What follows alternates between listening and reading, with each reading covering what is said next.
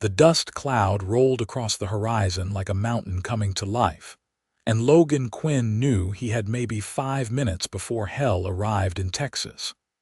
It was August 1878, and the heat had been punishing the scrubland around El Paso for weeks without mercy. Logan had been tracking a pair of stolen horses for the better part of 3 days, following their trail through the unforgiving terrain that stretched between Texas and New Mexico territory. The tracks had led him to this God-forsaken stretch of open country, where nothing grew taller than his knee, and the wind carved shapes in the red dirt that looked like the bones of ancient creatures. He spotted her when he crested a small rise, maybe 200 yards ahead. A woman on foot, alone, carrying what looked like a gathering basket. She wore traditional clothing, the kind he had seen on the Apache women who sometimes came into El Paso to trade. Her dark hair hung in a long braid down her back, and she moved with purpose, bending occasionally to collect something from the sparse vegetation. Logan stood in his stirrups and cupped his hands around his mouth. "Storm coming!" he shouted, but the wind that preceded the dust wall carried his voice away like a whisper. The woman did not turn. He dug his heels into his horse's flanks and urged the animal into a gallop. The ground trembled beneath the hooves, and Logan could taste the dust already, bitter and dry on his tongue. The wall was maybe 2 miles away now, a churning monster that blotted out the sky and turned the afternoon sun into a sickly orange disk. The woman heard him coming and spun around, her hand going immediately to a knife at her belt. She was young, maybe 20 years old, with sharp, intelligent eyes that assessed him in a heartbeat. Logan saw the fear flash across her face, not from the storm but from him, and he understood. A lone white man riding hard toward a native woman in the middle of nowhere rarely meant anything good. "Storm!" he shouted again, pointing behind him.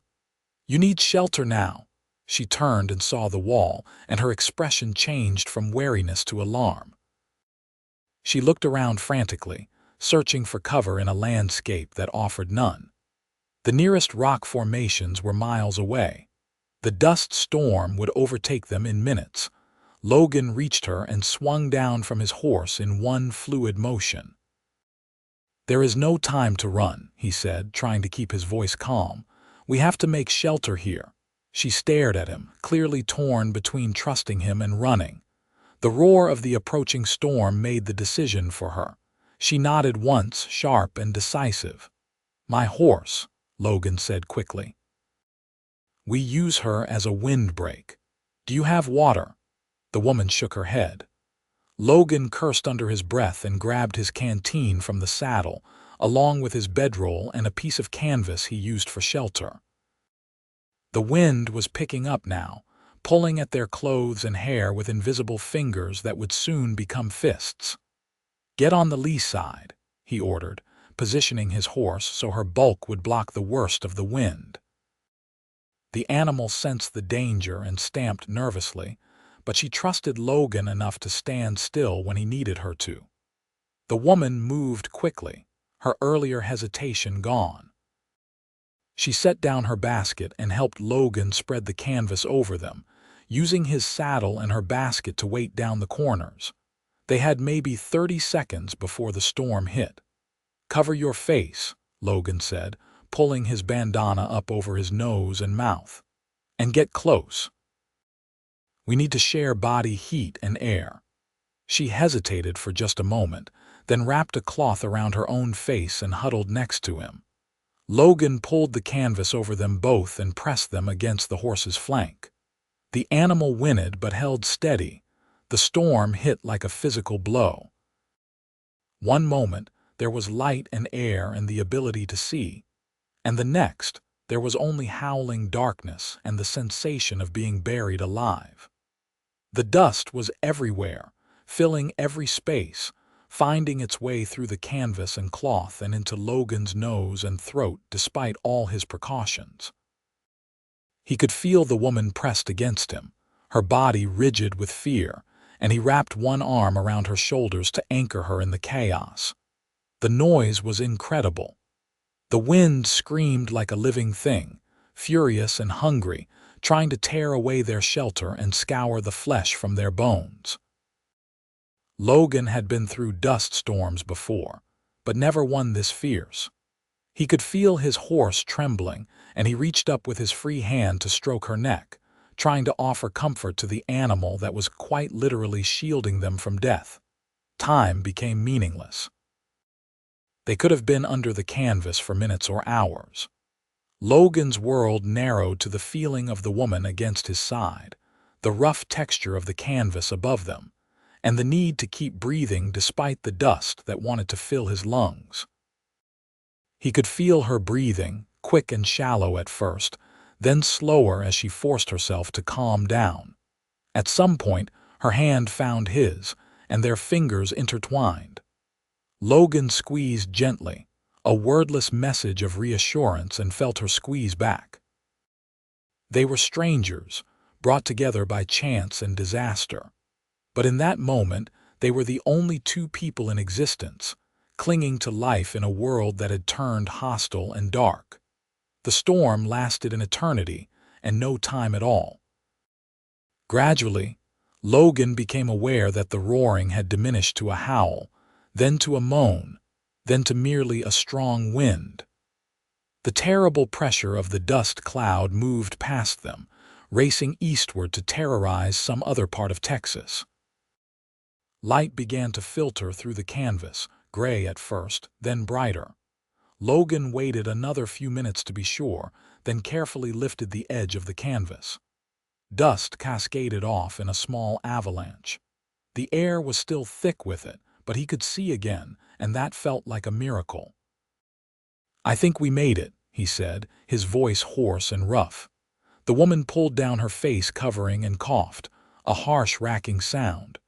Her face was covered in dust, giving her skin a ghostly pallor, but her eyes were bright and alive. She looked at him, really looked at him for the first time. "Thank you," she said in perfect English with only the slightest accent. "You saved my life." Logan pulled down his own bandana and tried to smile, though his lips were cracked and dry. "We saved each other," he said. "You stayed calm. That matters as much as anything." They crawled out from under the canvas, moving stiffly. Logan's horse shook herself vigorously, sending up clouds of dust.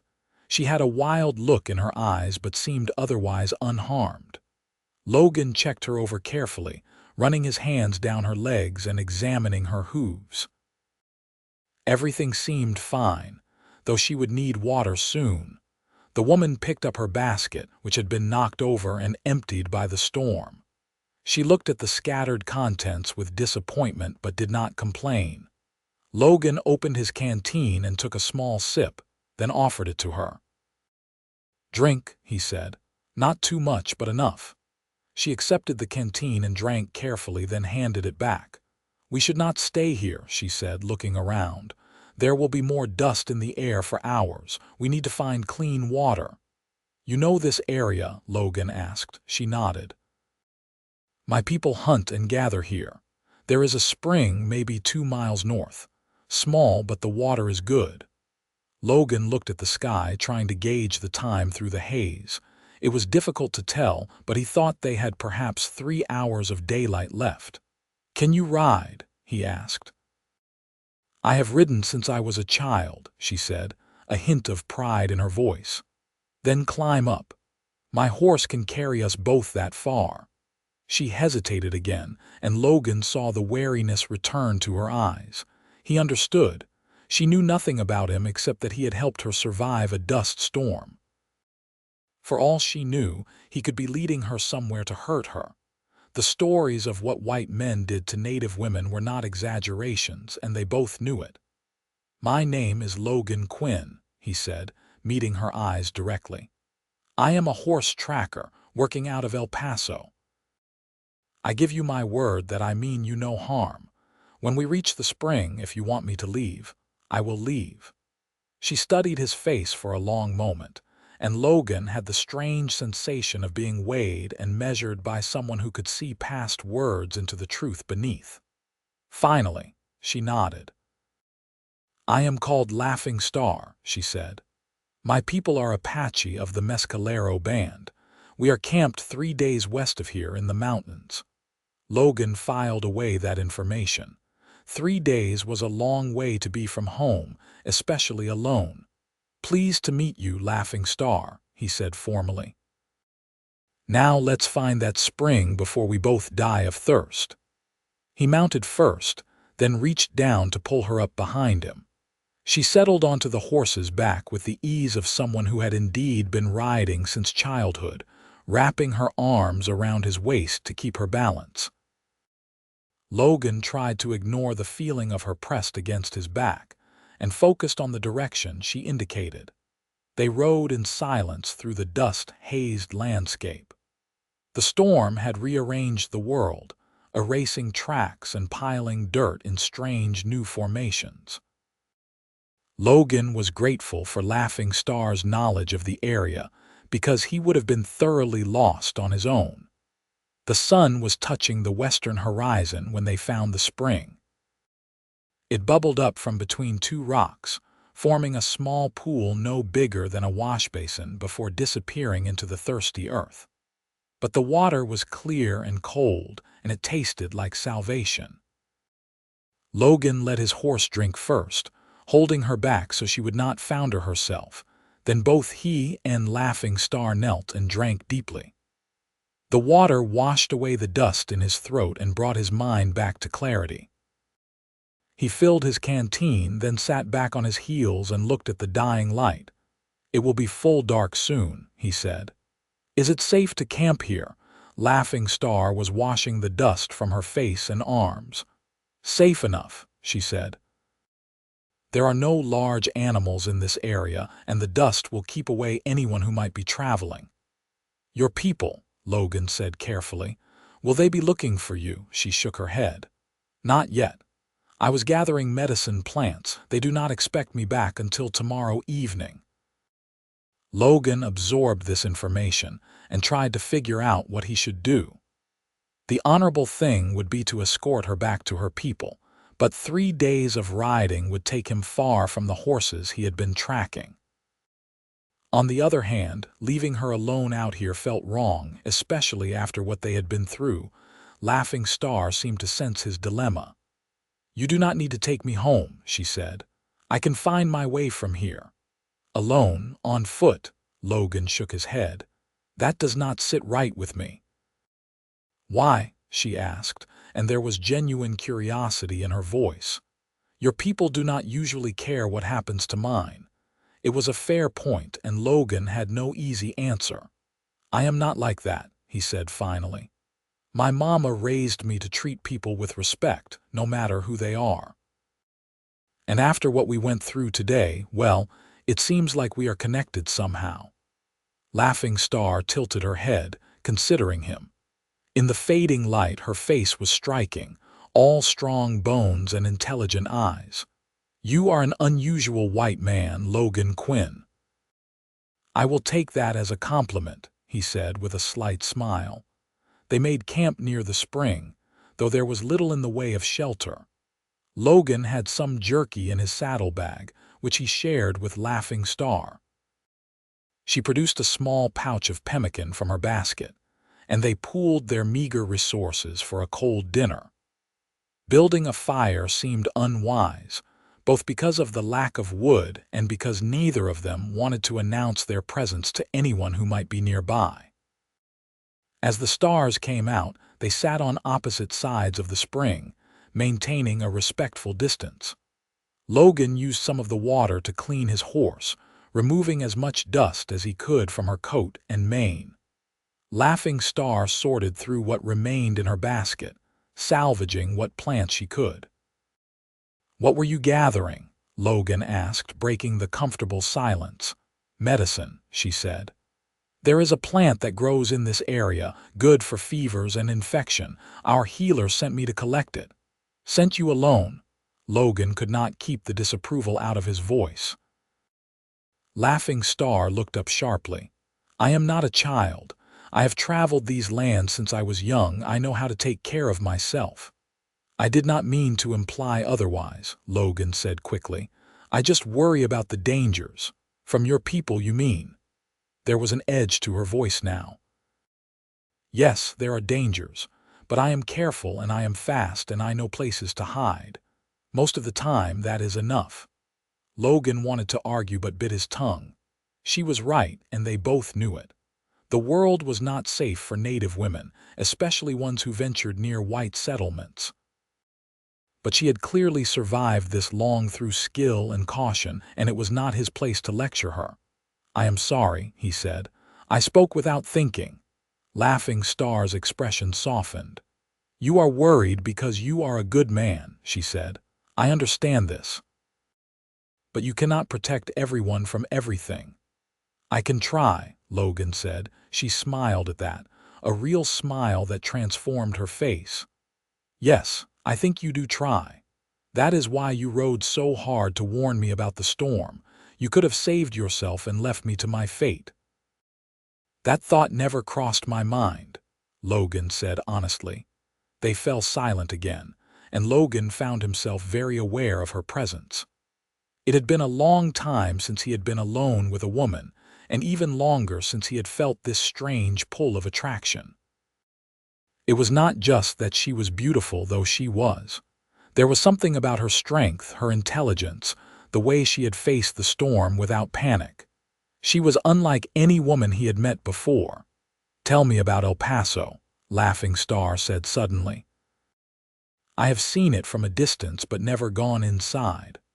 Logan shifted, trying to find a comfortable position on the hard ground. It is a town like many others, I suppose.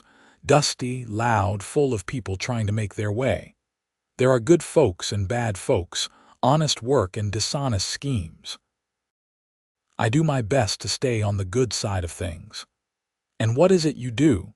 You said you track horses, mostly stolen ones, Logan explained. Ranchers and farmers hire me to find their stock when it goes missing. I am good at it. I can read tracks the way you probably read those plants of yours. Do you catch the thieves? Sometimes. Mostly I am just trying to get the horses back. The law can deal with the stealing part. Laughing Star nodded thoughtfully. It is honest work. That is good. What about you? Logan asked. Besides gathering medicine plants, what do you do? Many things, she said. I help with the cooking and the tanning of hides. I make baskets and clothing. I look after the younger children sometimes. In the spring and summer, I gather plants and seeds. In the winter, I help with the storytelling and the teaching of traditions. Sounds like you stay busy. There is always work to be done, she agreed. But I do not mind. It is a good life for the most part. My people take care of each other. Logan heard the unspoken words beneath that statement. A good life for the most part, but always overshadowed by the constant pressure of encroachment, the loss of land and freedom, the threat of violence from settlers and soldiers. He felt a wave of anger at the injustice of it, but anger did not help anything. I am glad you have your people, he said simply. And what about you? Laughing Star asked. Do you have family? My parents are both gone, Logan said. My father died when I was 16, some kind of fever the doctor could not cure. My mother followed him 2 years later. I think she died of a broken heart as much as anything. They loved each other something fierce. I am sorry for your loss, Laughing Star said softly. To lose both parents is a heavy burden. It was hard, Logan admitted, but they taught me well before they passed. How to work hard, how to be honest, how to treat people right. I try to live in a way that would make them proud. I think you do, Laughing Star said, and there was warmth in her voice that made Logan's chest tighten. The night deepened around them, and the temperature dropped sharply as it always did in the desert. Logan offered Laughing Star his bedroll, but she refused, saying she had been cold before and would manage. Instead, they compromised by sitting closer together. sharing warmth without impropriety. Logan found himself acutely aware of every small movement she made, every breath, every shift of her body. He told himself it was just the aftermath of the danger they had shared, the natural bond that forms between people who have survived something terrible together. But he knew it was more than that. There was something about Laughing Star that called to him, something he could not quite name but felt in his bones. Logan, her voice was quiet in the darkness. Yes, thank you again. For what you did today, many men would have ridden past or worse. You do not have to keep thanking me, he said. I did what anyone should do. But not everyone does, she said. That makes it worth thanking.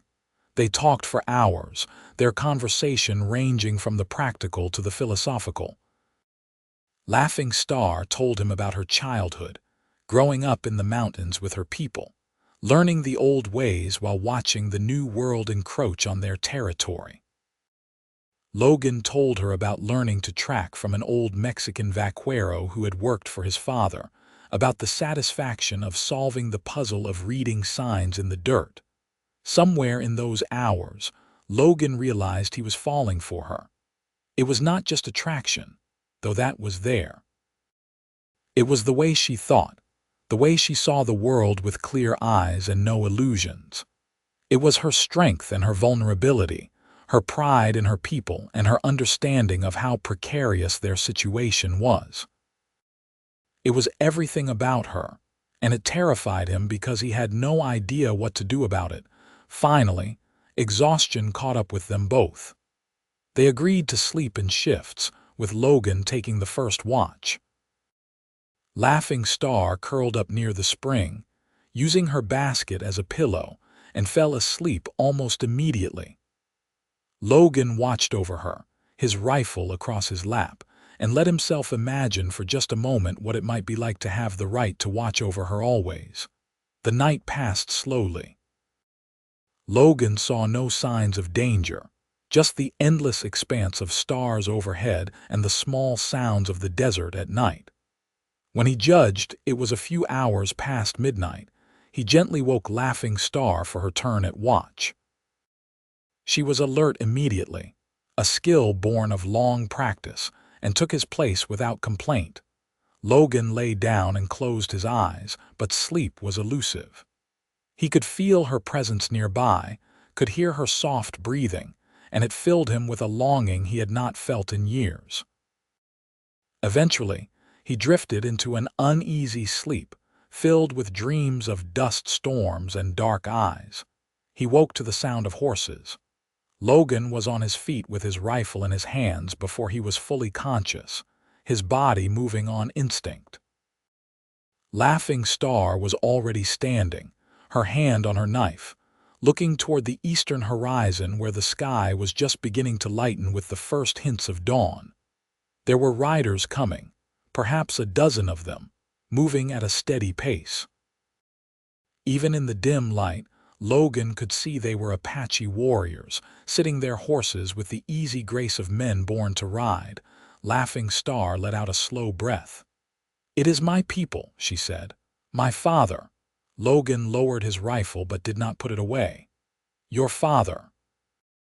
"He is the leader of our band," she said, and there was something complicated in her voice, pride mixed with apprehension. "He must have come looking for me when I did not return." The riders approached, and Logan could make out details now. They were all warriors, armed with rifles and bows, painted and dressed for travel. The man in the lead was older, perhaps 50, with iron-gray hair and a face that looked like it had been carved from stone. His eyes swept over the scene, taking in everything in an instant: his daughter, the white cowboy, the single horse, the signs of a camp. The warriors spread out in a loose semicircle, blocking any escape route.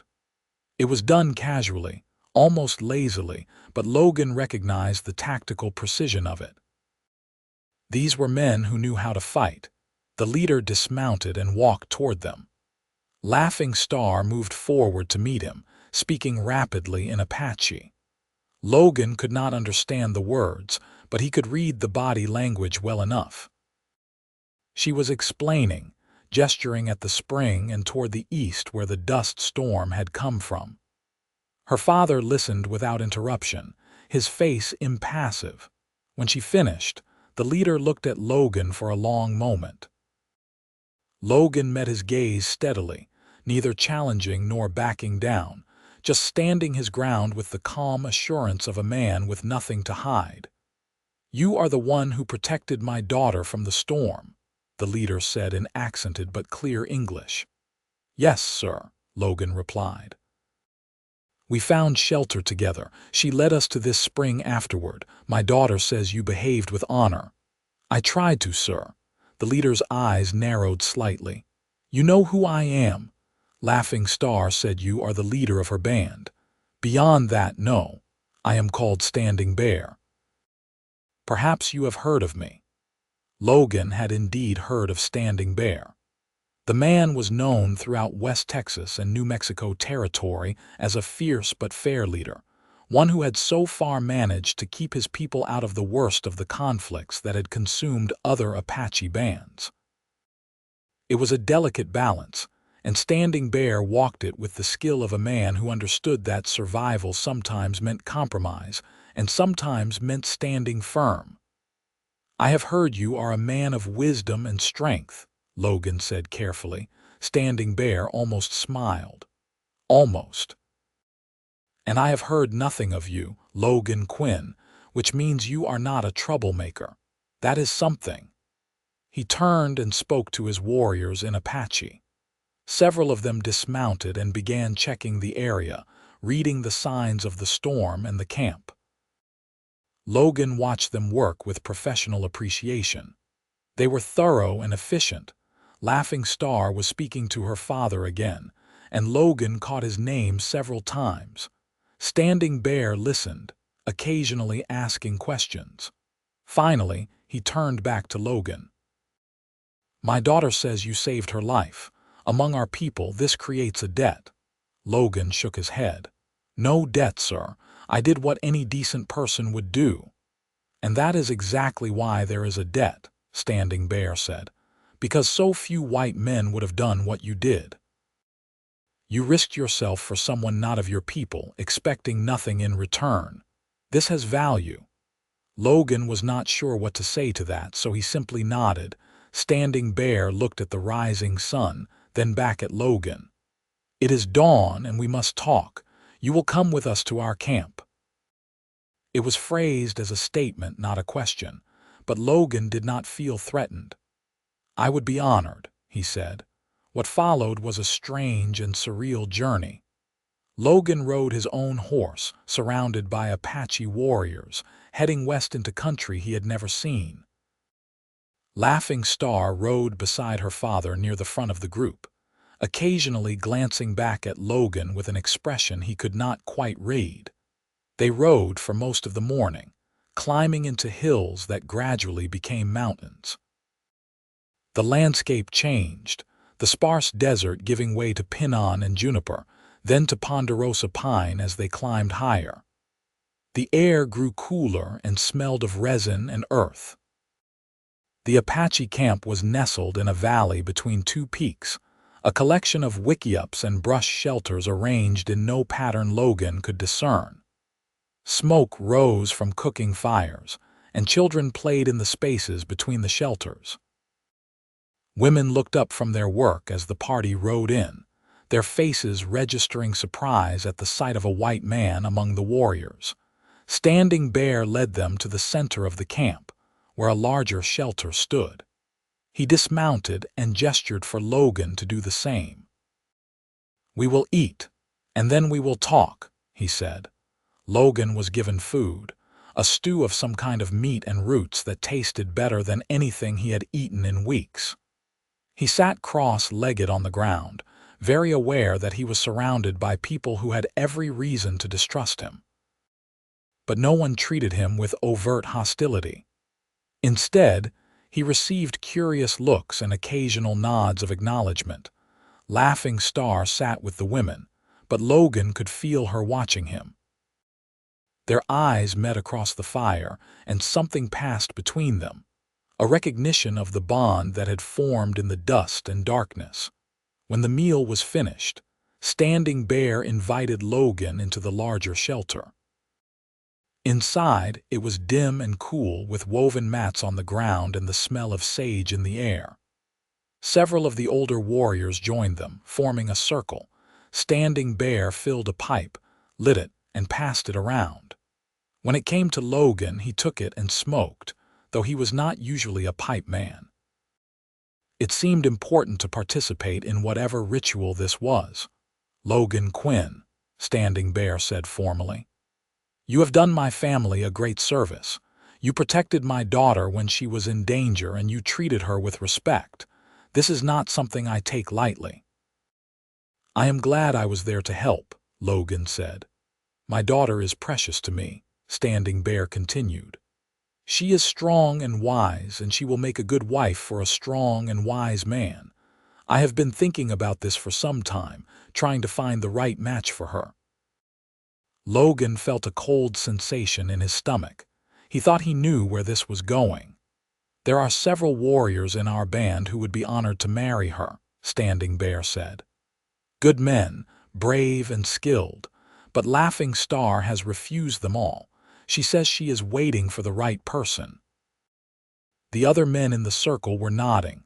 Logan forced himself to stay still and calm. "Last night, while we rode to find her, I was very afraid," Standing Bear said, and for the first time, emotion cracked through his stony expression. "I thought I might find her dead or taken or hurt in ways that would break her spirit. Instead, I found her safe and unharmed because of you." He leaned forward, his eyes intense. "The spirits brought you together in that storm. They put you in the right place at the right time. Among my people, we believe this means something. We believe the spirits speak through such events." Logan's mouth was dry. "What are you saying, sir?" "I am saying I wish to offer you my daughter in marriage," Standing Bear said bluntly. "I know this is unusual. I know you are white and we are Apache, but you have proven yourself to be a man of honor, and my daughter looks at you in a way she has not looked at any other man. If you are willing, I would be honored to call you my son."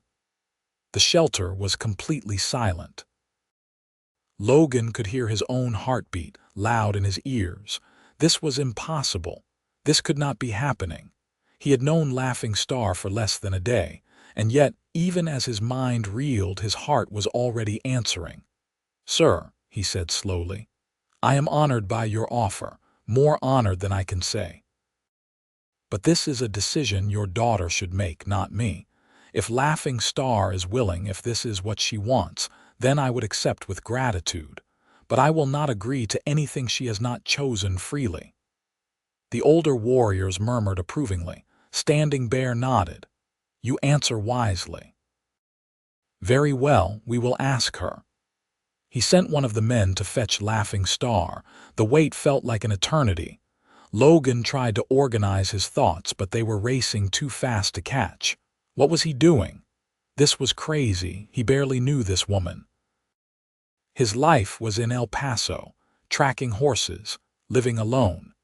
He had no business marrying anyone, let alone an Apache woman whose world was so different from his own. But then he remembered her hand in his during the storm, the sound of her voice in the darkness, the way she had looked at him over the fire. And he knew that logic had nothing to do with what he was feeling. Laughing Star entered the shelter, and Logan saw immediately that she knew what was being discussed. Her face was composed, but her eyes were bright with emotion.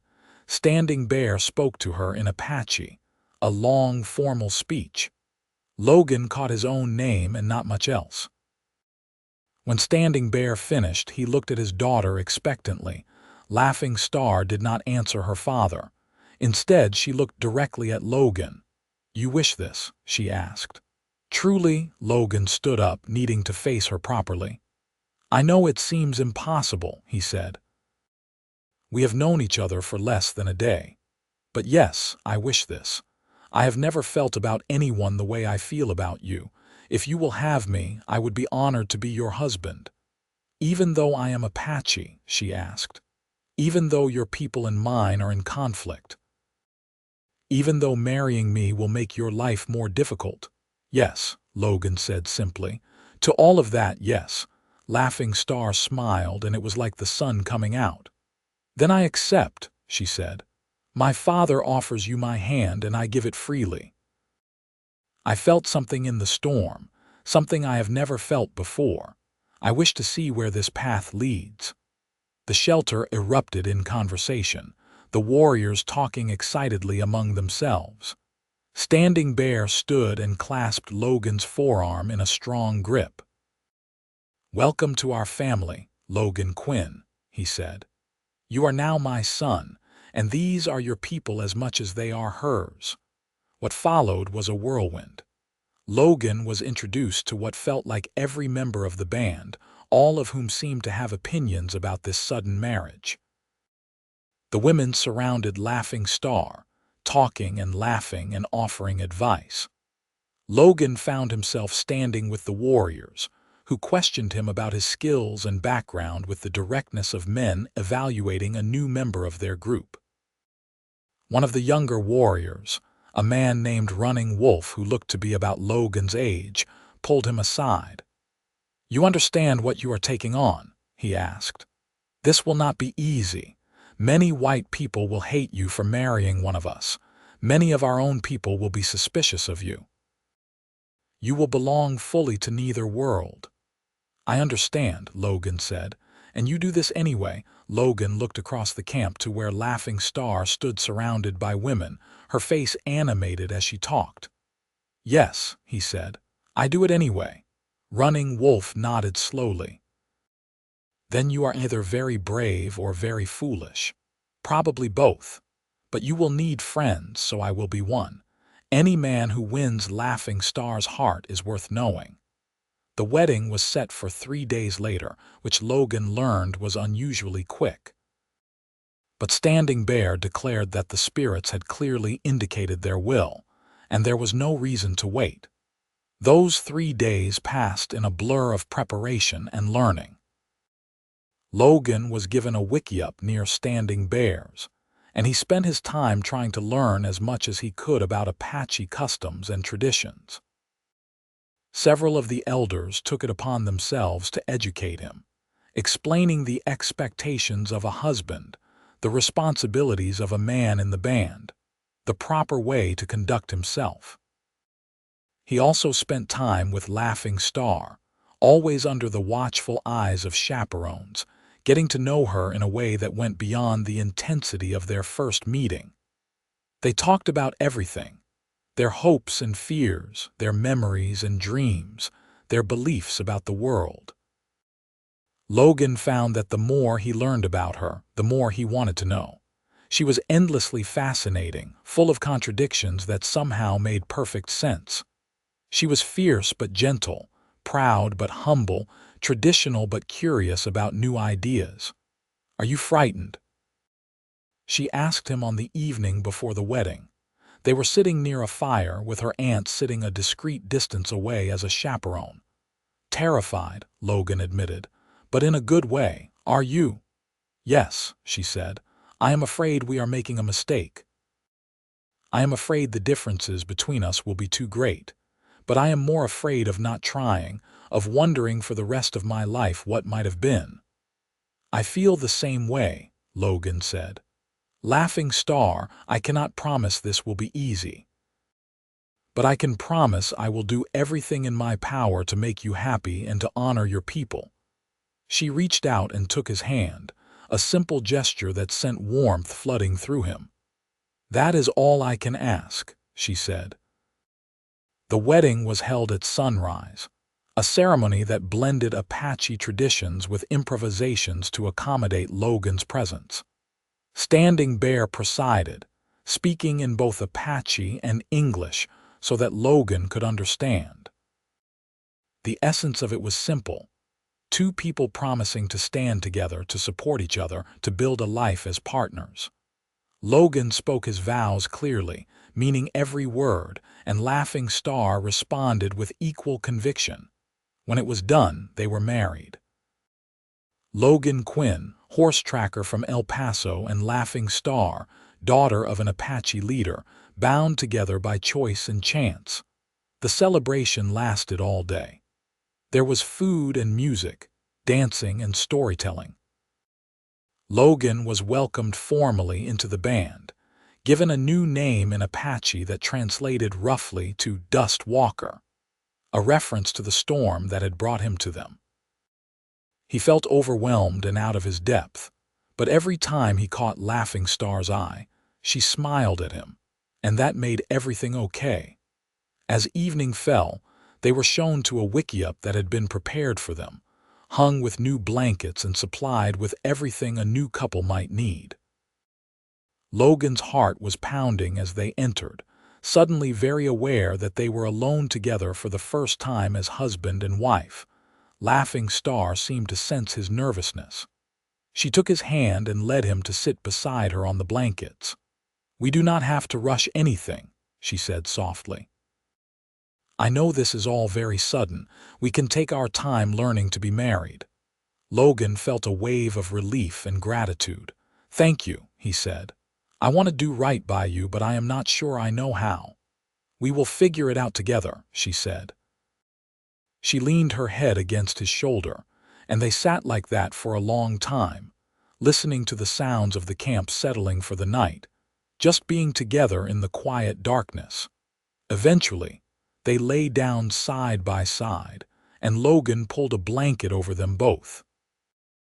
Laughing Star curled against him, warm and real, and Logan wrapped his arms around her. It felt completely right, like something that was always meant to be. "Logan," she whispered. "Yes, I am glad it was you in the storm. I am glad the spirits brought you to me." "I am glad too," he said, pressing a kiss to her hair. "More than I can say." They fell asleep like that, wrapped in each other, beginning to learn the shape of their shared life. The next weeks were a period of adjustment for them both. Logan learned to live in the Apache camp, to contribute to the community in ways that used his skills. He helped with hunting, teaching some of the younger men tracking techniques he had learned. He assisted with horse training, using his knowledge of animals to help break and gentle the wild mustangs the band occasionally captured. Most importantly, he learned to be a husband. Laughing Star was patient with him, teaching him her language, explaining customs, helping him navigate the complex social structures of the band. In return, Logan taught her to read and write English, something she had always wanted to learn. They found a rhythm together, a partnership that grew stronger each day. But life in the camp was not without its challenges. Some of the band members remained suspicious of Logan, questioning whether a white man could truly be trusted. There were awkward moments, misunderstandings caused by cultural differences, times when Logan felt like an outsider despite everyone's best efforts to include him. And then, there was the outside world.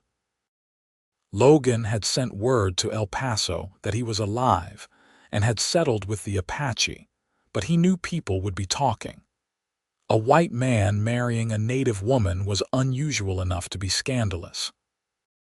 He worried about how it might affect Laughing Star, whether his presence might bring unwanted attention to the band. Standing Bear seemed to sense his concerns. One evening, about a month after the wedding, he invited Logan to walk with him through the camp. "You are troubled," Standing Bear said. It was not a question. "I worry that I have brought problems to your people," Logan admitted. "My presence here, it is not usual. It might attract the wrong kind of attention." Standing Bear was quiet for a long moment. "The problems were here before you came," he said finally. "Our land grows smaller each year. More settlers arrive, more soldiers. We do what we can to maintain peace, but it is difficult. Your presence does not change that." "But it might make things worse," Logan said. "Or it might make things better," Standing Bear countered. You are a bridge between our worlds. You understand both sides. That could be valuable. Logan had not thought of it that way. What do you mean? There will come a time when we need someone who can speak to the white authorities, who can be trusted by both peoples. You could be that person. It was a heavy responsibility, and Logan was not sure he was up to it, but he nodded. If that time comes, I will do my best. That is all anyone can ask, Standing Bear said. He paused, then added, My daughter is happy with you. That matters more to me than anything else. Whatever challenges come, we will face them as a family. Logan felt a lump in his throat. Thank you, sir. That means everything to me. As summer turned to fall, Logan settled more fully into his new life. He had always been a solitary man, but living in the Apache camp taught him the value of community.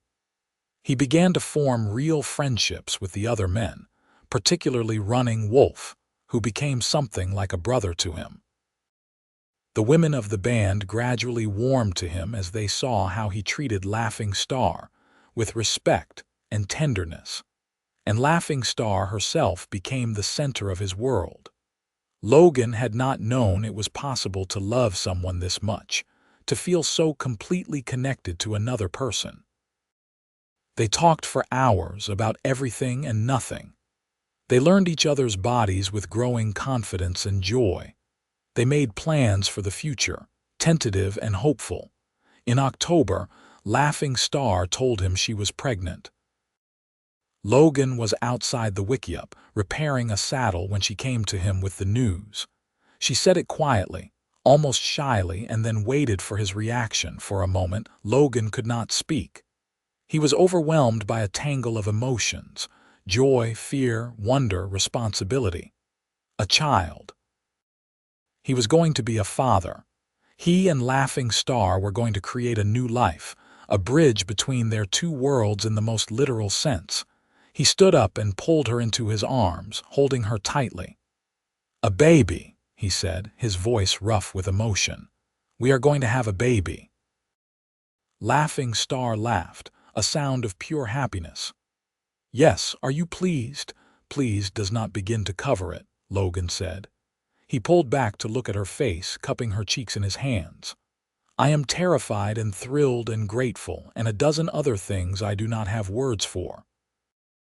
I love you so much. I love you too, she said, and kissed him. The news spread through the camp quickly, greeted with celebration.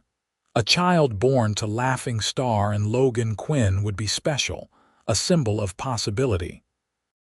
Standing Bear was particularly pleased, already talking about the grandchild he would teach and guide. The winter months were spent in preparation. The women of the band rallied around Laughing Star, offering advice and making tiny clothing and blankets. Logan felt useless in the face of all this female activity, but he did what he could, making sure Laughing Star was warm and well-fed and comfortable. He also spent time thinking about the future. A child would change everything. They could not live in the camp forever, not really. Eventually, they would need to find a place that was truly theirs, where their child could move safely between both worlds. But that was a problem for another day. For now, Logan was content to wait and watch as Laughing Star's belly grew round with their child. In February of 1879, during a cold snap that frosted the ground and made everyone huddle close to the fires, Laughing Star went into labor. Logan was banished from the wickiup while the women took over, and he spent an agonizing night pacing outside, listening to sounds he could not interpret, slowly losing his mind with worry. Running Wolf sat with him, offering silent support. She is strong, he said when Logan looked like he might storm the wickiup despite all customs. Women do this. She will be fine. How do you know? Logan demanded. I do not know, Running Wolf admitted, but worrying will not help, so we might as well believe the best. It was terrible logic, but Logan clung to it anyway. As dawn broke, painting the sky in shades of pink and gold, Logan heard a sound that stopped his heart, the thin, reedy cry of a newborn baby. He froze, hardly daring to breathe, waiting for someone to come tell him what had happened. One of the older women emerged from the wickiup, her face creased in a smile. "You have a son," she said, "and your wife is well." Logan felt his knees go weak. "A son," he repeated. "Can I see them?" "In a moment, we are finishing up." It was the longest moment of Logan's life, but finally, he was allowed inside. The wickiup was warm and smelled of herbs and blood and life. Laughing Star lay on blankets, looking exhausted but radiant, and in her arms was the smallest human being Logan had ever seen. He approached slowly, almost afraid, and knelt beside them. The baby had a shock of dark hair and tiny, perfect features. His eyes were closed, but his mouth was working, seeking. "He is beautiful," Logan whispered. "He is perfect," Laughing Star agreed. "Do you want to hold him?" Logan had never held a baby before, but he took his son with infinite care, supporting the tiny head the way Laughing Star showed him. The child was so light, so fragile. Logan felt a fierce surge of protectiveness, a primal need to shield this small life from all harm. "Hello, little one," he said softly. "I am your father. I promise to always take care of you and love you." The baby opened his eyes just for a moment, and Logan felt his heart expand in a way he had not known was possible. They named him Thomas Standing Bear Quinn, giving him a foot in both worlds. The Apache name Standing Bear was in honor of his grandfather, while Thomas was a name from Logan's family, his own father's name. It felt right, this blending of traditions. The months that followed were exhausting and wonderful in equal measure. Thomas was a good baby, healthy and alert, but he still required constant attention. Logan discovered reserves of patience he had not known he possessed, walking the baby through the night when he fussed, learning to change moss-padded cloths, marveling at every small development. But even as they settled into the rhythms of new parenthood, Logan knew they needed to make decisions about their future. Living in the Apache camp was good in many ways, but it was also becoming more difficult. Tensions were rising throughout the Southwest as more settlers arrived, and the government pushed harder to confine native peoples to reservations. Standing Bear's band had so far avoided the worst of it, but the pressure was constant. Logan talked to Laughing Star about it one night while Thomas slept between them. "I have been thinking," he said carefully, "about where we should raise him." "You want to leave the camp," she said. "It was not a question." "Not because I do not love your people," Logan said quickly, "but because I worry about what is coming. The situation is getting worse. I think we need a place that is ours, where we can protect him." Laughing Star was quiet for a long time. "I have been thinking the same thing," she admitted. "It breaks my heart to consider leaving my father and my people, but you are right. Thomas needs a place where he can be safe, where he does not have to choose between his worlds." "What if we found land somewhere between?" Logan suggested. "Close enough that you can visit your family but away from the conflicts. I still have some money saved from before. We could start small, maybe run some horses, grow what we need." "You would do that?" Laughing Star asked. "Give up your work in El Paso, your life there?" "That life is already gone," Logan said. "My life is here now with you and Thomas. Everything else is just details." They talked deep into the night, making plans, dreaming of possibilities. By the time Thomas woke them with his hungry crying at dawn, they had made their decision. They would stay through the summer so Thomas could grow stronger, and then they would find their own place. Telling Standing Bear was difficult. The old leader listened in silence as Logan explained their reasoning, his face impassive. When Logan finished, Standing Bear turned to his daughter. "This is what you want?" he asked in Apache. "Yes, father," Laughing Star replied. "I do not wish to leave you, but I believe it is best for Thomas." Standing Bear looked at his grandson, sleeping peacefully in his mother's arms. "The world is changing," he said heavily. "I had hoped to keep our people free of it, but I see now that is impossible. You are wise to think of the child's future." He stood and placed his hands on Logan's shoulders. "You have proven yourself a good husband and a good father. I trust you to care for my daughter and grandson. But know that you will always have family here. You are not leaving us, only creating a new branch of our tree." Logan felt his eyes sting with tears. "Thank you, sir. We will visit often, and you are always welcome in our home." The summer passed too quickly. Logan made several trips to El Paso, reconnecting with old contacts and trying to find suitable land. It was Running Wolf who eventually helped him locate a property. A small valley about a day's ride from the Apache camp, with a spring and good grazing. The land was technically open range, but Logan filed a claim on it, using his status as a white man to secure rights that would protect them all. In September, they said their goodbyes and moved to their new home. It was hard leaving the camp, harder than Logan had expected. He had come to love the Apache way of life, the sense of community and belonging. But as he and Laughing Star rode away with Thomas strapped to his mother's back, he felt a sense of rightness too. They were starting their own family, building their own life. The first months were difficult. They lived in a brush shelter while Logan built a small cabin, working from dawn to dusk to get it finished before winter. Laughing Star worked beside him, holding Thomas when he needed to nurse, but otherwise helping with every aspect of construction. She was stronger than many men Logan had known, and her skill with crafts meant she could create the furnishings and tools they needed. By December, they had a solid cabin with a good roof, a corral for their horses, and enough provisions stored to see them through the winter. It was simple and rough, but it was theirs, built with their own hands and filled with their love. That first winter in their new home was one of the happiest times of Logan's life. The three of them were snug in the cabin while the wind howled outside, and Logan discovered the deep satisfaction of providing for his family. He hunted when the weather allowed, bringing back deer and rabbits to supplement their stores.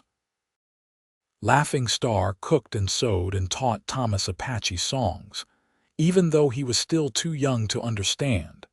And every night after Thomas was asleep, Logan and Laughing Star would lie together in their bed, talking quietly about their day, making plans for the spring, simply being together. The passion that had drawn them together had deepened into something richer and more enduring, a love built on shared work and mutual respect. Spring brought new challenges and new joys. Logan and Laughing Star planted a garden, using seeds she had brought from the camp and others Logan had purchased in El Paso. They acquired a few chickens, which Laughing Star found endlessly amusing. She had never dealt with chickens before, and their silly behavior made her laugh in a way that made Logan fall in love with her all over again. Thomas was walking now, tottering around on unsteady legs, getting into everything. He was a curious child, fearless and bright, with his mother's intelligence and his father's stubbornness. Logan loved watching him discover the world, pointing at birds and flowers and horses with excited babbling. They established a rhythm of life that felt sustainable and good. Logan would take horses to break and train, using his reputation as a tracker to build a new reputation as a horseman. Laughing Star maintained the home, but she also continued her plant gathering, teaching Thomas about the herbs and medicines as he grew old enough to understand. True to Standing Bear's word, they remained connected to the Apache band. Several times a year, they would make the journey to visit, and often Running Wolf or other members of the band would stop by their home when traveling. Thomas grew up knowing both his heritages, learning Apache traditions from his mother and grandfather while also learning to read and write English from his father. The years passed, marked by the changing seasons and the growth of their family. When Thomas was 3, Laughing Star became pregnant again. This time Logan was less terrified, though no less awed when their second son was born in the spring of 1882. They named him Daniel Running Wolf Quinn, continuing their tradition of honoring both worlds. 2 years after that, they were blessed with a daughter, Sarah Singing Bird Quinn, who had her mother's dark eyes and her father's stubborn chin. Logan had not known his heart could expand to hold so much love, but somehow it did, growing to encompass each of their children completely. Life was not always easy. There were years when the rains did not come and their garden suffered. There were times when illness swept through, and they held their breath until their children recovered. There were moments when Logan felt the weight of being different, of not fully belonging to either the white world or the Apache world. But through it all, he had Laughing Star and she had him, and together they were strong enough to weather anything. In 1885, when Thomas was 6 years old and already showing signs of becoming a skilled tracker like his father, Standing Bear came to visit. He was older now, moving more slowly, but his mind was still sharp and his presence commanding. They sat outside the cabin, watching the children play, and Standing Bear told them about the increasing pressures on the band. More of their traditional lands had been claimed by settlers. The government was pushing harder for relocation to reservations. It was becoming difficult to maintain their traditional way of life. "I am tired," Standing Bear admitted, and it was the first time Logan had ever heard the old man say such a thing. "I have fought to keep our people free, but I do not know how much longer I can hold back the tide." Logan felt a deep sadness. "What will you do?" "I will continue to fight for as long as I can," Standing Bear said. "But I wanted you to know if things become too difficult, if my people need a place to go, I hope they can come here, to family." "Always," Logan said firmly. "This land is yours as much as ours. Anyone from the band who needs shelter will find it here." Standing Bear nodded, satisfied.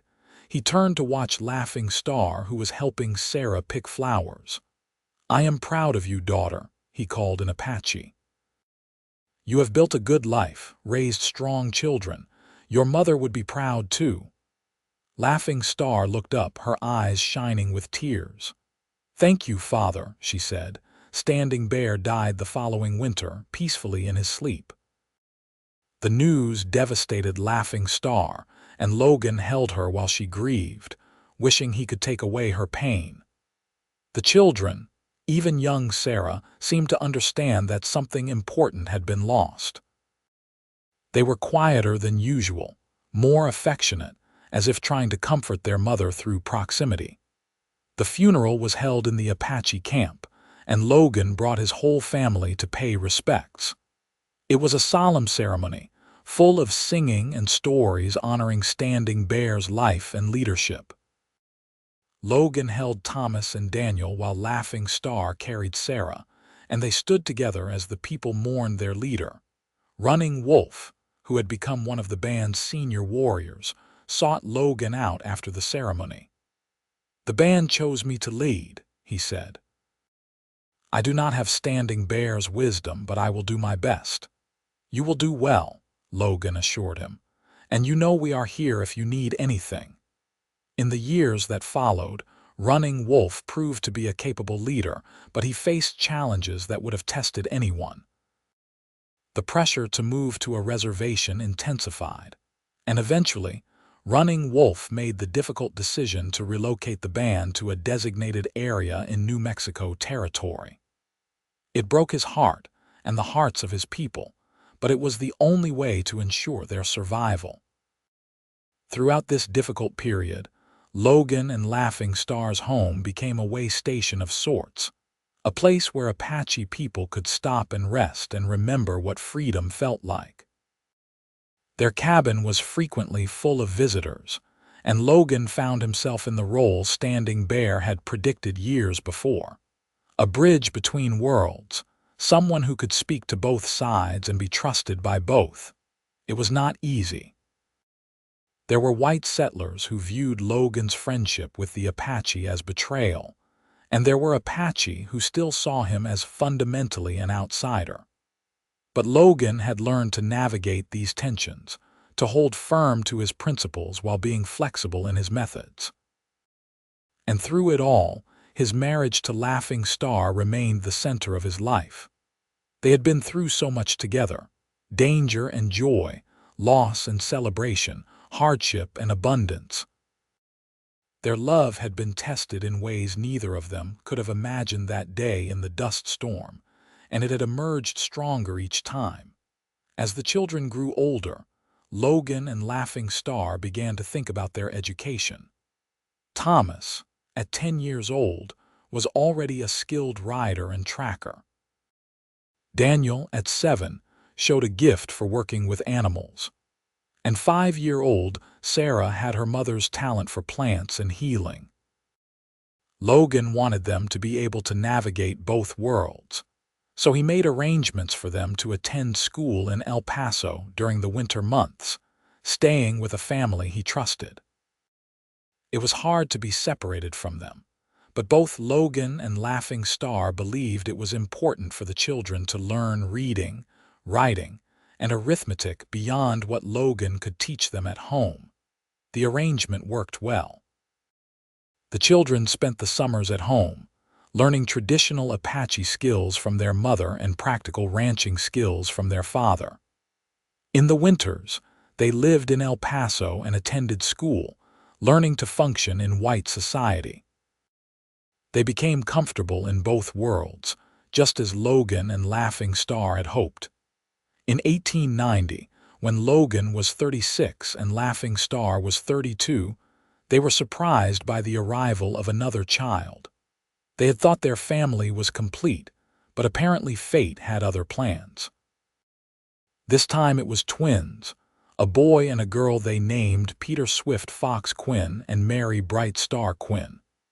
The arrival of twins was considered especially auspicious by the Apache, a sign of blessing and balance. Running Wolf came to visit and performed a special ceremony welcoming the babies into the world. At 44, Logan found himself chasing after toddlers again, and while it was exhausting, it was also joyful. His older children adored their baby siblings and helped care for them with enthusiasm. As the 19th century drew to a close, Logan looked back on his life with deep satisfaction.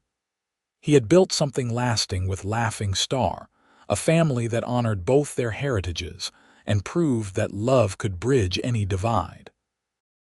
Their children were growing into strong, capable people who would be able to thrive in a changing world. Thomas, now 18, had become an exceptional tracker and was talking about starting his own guide service. Daniel, at 15, had a gift with horses that surpassed even Logan's skills. Sarah, at 13, had already begun helping Running Wolf's people with medical needs, combining Apache herbal knowledge with some of the newer medical practices she had learned about in El Paso. And the twins, at 8 years old, were still figuring out who they would become, but they showed the same blend of strength and curiosity that characterized all the Quinn children. One evening, as Logan and Laughing Star sat on the porch of their cabin watching the sun set over the valley, Laughing Star leaned her head against Logan's shoulder. "You ever regret it?" she asked. "The life you might have had if you had ridden past me that day?" Logan wrapped his arm around her and pulled her close. "Not for a single moment," he said firmly. "That dust storm was the best thing that ever happened to me. It brought me to you, and you gave me everything I never knew I needed. I love you, Logan Quinn," Laughing Star said. "I loved you from the moment you risked yourself to save me, and I will love you until my last breath." "And I love you, Laughing Star," Logan replied. "You are my heart, my home, my everything." They sat together in the fading light, comfortable in the silence, watching their valley turn gold, then purple, then finally dark. Inside the cabin, they could hear the sounds of their children, talking and laughing, living the life that Logan and Laughing Star had built for them. It had not been an easy path. There had been challenges and sorrows, moments when the weight of being different had felt almost too heavy to bear. But there had also been so much joy, so much love, so many moments of pure happiness that made everything worthwhile. Logan thought back to that day in 1878, when he had spotted a woman alone in the desert with a dust storm bearing down. He had made a choice in that moment to help rather than ride on, and that choice had changed everything. It had brought him a wife, a family, a purpose, and a life richer than anything he could have imagined. As the stars came out overhead, Logan squeezed Laughing Star's hand and she squeezed back. They did not need words. After all these years, they understood each other perfectly. The years continued to roll forward, bringing new changes and new joys. Thomas married a woman from El Paso, a teacher who was fascinated by Apache culture and treated Laughing Star with genuine respect and affection. They gave Logan and Laughing Star their first grandchildren, a pair of boys who loved visiting the ranch and learning from their grandfather. Daniel eventually took over the horse operation, expanding it into a successful business that supplied mounts to ranches throughout West Texas. He married an Apache woman from Running Wolf's band, further strengthening the ties between the Quinns and the Apache people. Sarah became known throughout the region as a healer, someone who could treat ailments that baffled the white doctors. She never married, saying she was wedded to her calling, and Logan and Laughing Star respected her choice. The twins, Peter and Mary, were inseparable growing up and remained close as adults. Peter became a translator and advocate for Native peoples, using his unique position to try to improve conditions and fight injustices. Mary became a teacher, working on the reservation to help Apache children maintain their language and culture, while also learning to navigate the dominant white society. All of the Quinn children carried forward the legacy their parents had created, living as bridges between worlds and proving that different cultures could not only coexist, but strengthen each other.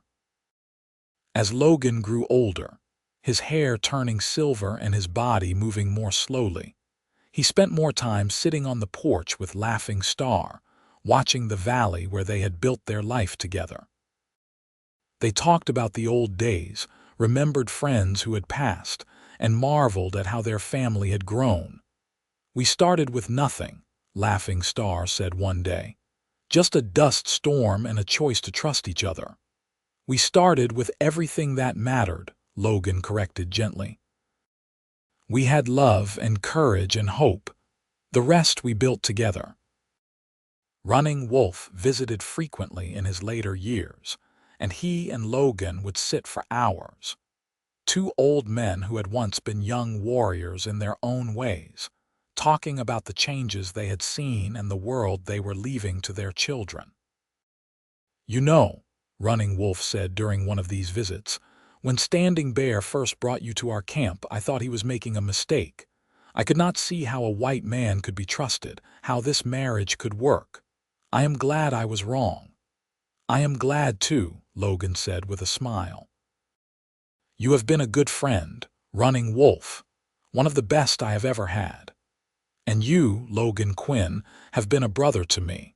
More than that, you have been a living example that the barriers between people are not as solid as we think. You and Laughing Star proved that love is stronger than difference." When Running Wolf passed away in 1904, Logan and Laughing Star mourned him deeply. He had been a constant presence in their lives for over a quarter-century, a friend, an ally, and family member. But they also celebrated his life and the way he had led his people with dignity through impossible times. By 1905, Logan was 51 and Laughing Star was 47. They had been married for 27 years, and their love had only deepened with time. The physical passion of their youth had mellowed into something even more profound, a connection that went bone deep and soul wide. They had 11 grandchildren now, with more on the way, and the ranch house had been expanded several times to accommodate family gatherings. The valley that had once held only a small cabin now supported several houses, barns, corrals, and thriving gardens. It had become its own small community, a place where Apache and white mixed freely, where children grew up knowing they belonged to something larger than themselves. On their 27th anniversary, Logan took Laughing Star back to the place where they had sheltered from the dust storm. It took some searching to find the exact spot, as the landscape had changed over the years, but eventually Laughing Star recognized the rock formations. "Here," she said. "This is where we huddled under your canvas." Logan dismounted and helped Laughing Star down, and they stood together looking at the empty desert. "I was so scared that day," Laughing Star admitted. "Scared of the storm, scared of you, scared of what might happen." "I was scared too," Logan said. "But I am grateful every day that we found each other. This spot of ground is sacred to me because it is where our story began." "Not where it began," Laughing Star corrected. "Where it changed. Our story began the moment you chose to ride toward me instead of away. The storm just gave us the opportunity to discover what was already meant to be." Logan pulled her into his arms, and they kissed there in the desert, two people who had somehow found each other against all odds and built a life that defied expectations. As they rode home, Logan felt a deep sense of contentment. He had lived a good life, a meaningful life. He had loved deeply and been loved in return. He had raised children who were making the world better. He had kept his promises to both Laughing Star and Standing Bear. The dust storm that had brought them together was long past, but its legacy lived on in every choice they had made, every child they had raised, every bridge they had built between worlds.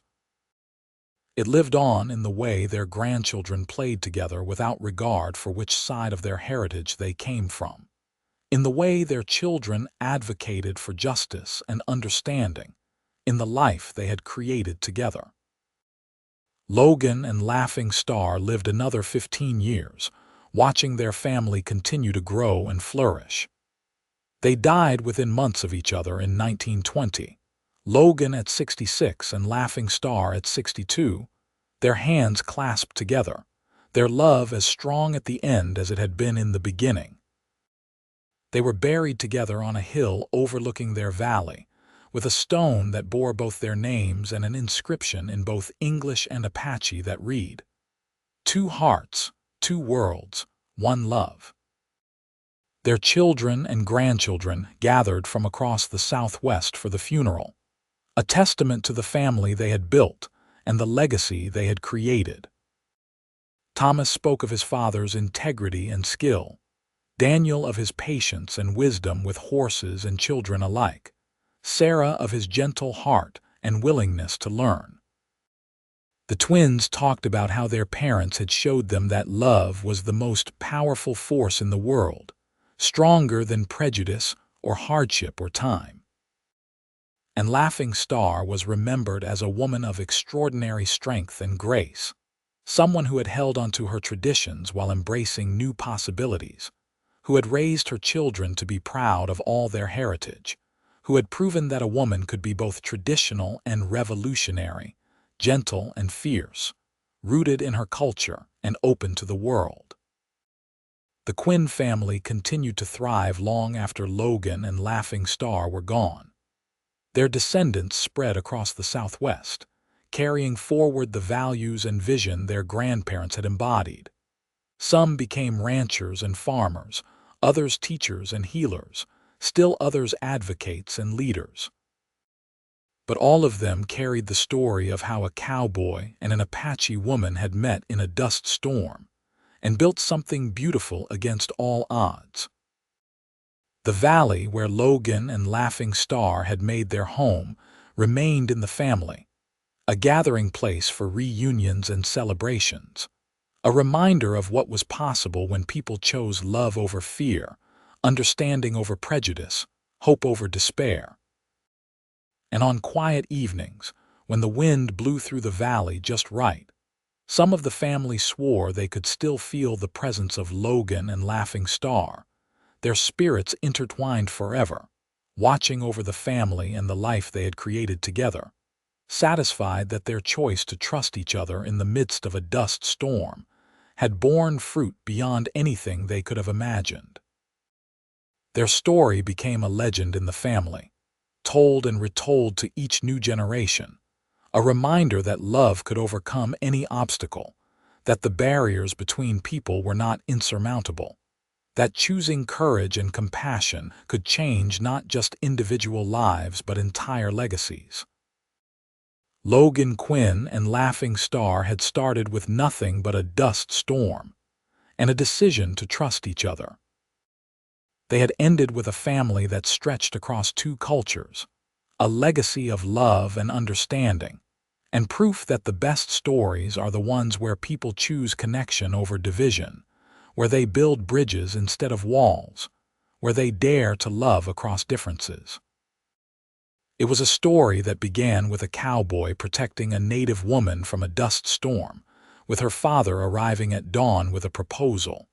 And it became a story of enduring love, family, purpose, and the power of two people to create change simply by choosing each other, again and again, through all the joys and sorrows of a life well lived together.